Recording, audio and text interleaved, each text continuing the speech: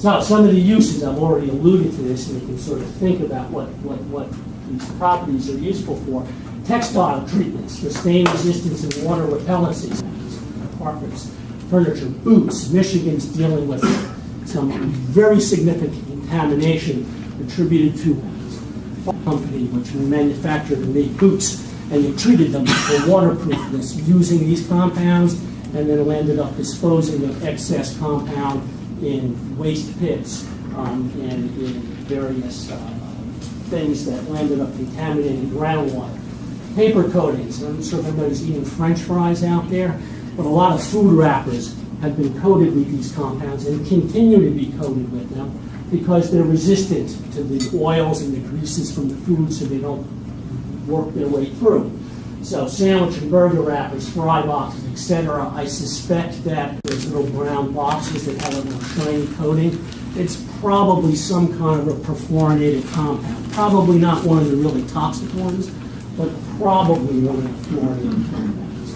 Firefighting films I've already mentioned, very widely used in particular military bases, where you have oil-based types of fires that you need to control and put out. Car waxes, floor polishes, if you're a cross-country skier. The really old cross-country ski waxes were different, but the newer ones are perfluorinated compounds.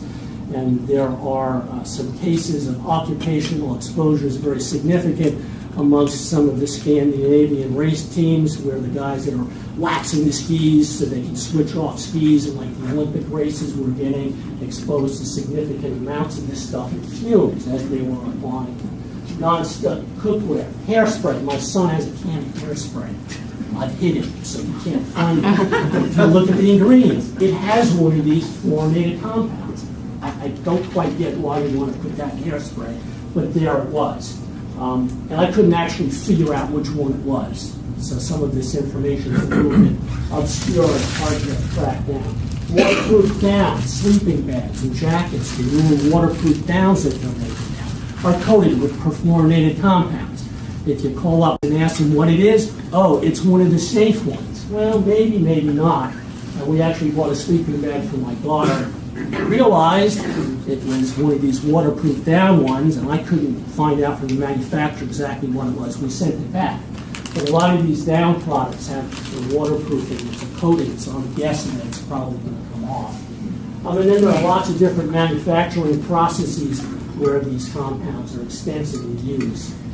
All right, so what makes these things a problem? These are all great properties from the standpoint of commercial applications. I mean, we all have our jackets. We really like to have suits that we can spill ketchup on and it comes right off all the time. So they have a lot of handy properties. But unfortunately, that water-soluble hen on many of these compounds means they're soluble, they get into groundwater, they move around a lot.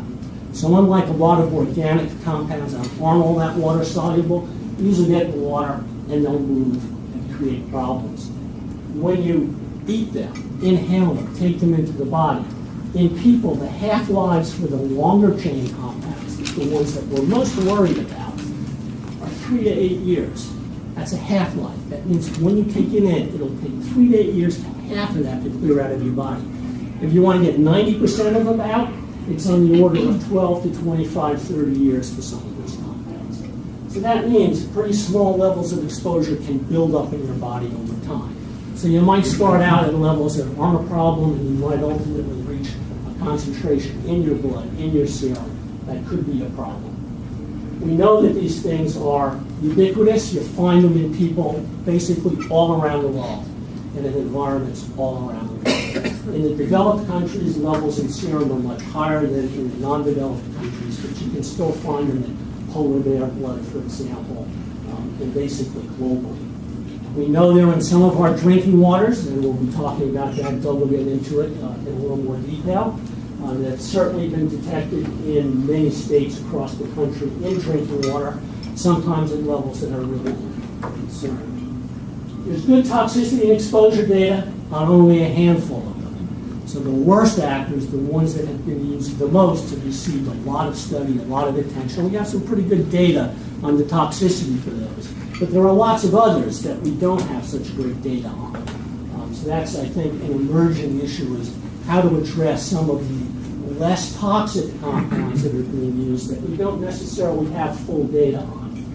But the ones that are toxic, the longer chain compounds with 6 to 8 carbons in that chain, the drinking water guidance levels are in the parts per trillion. So you have to think about that, parts per trillion. It's a few grains of sugar dissolved in an Olympic-sized swimming pool gets you to parts per trillion. So it doesn't take much to start creating problems if you get into a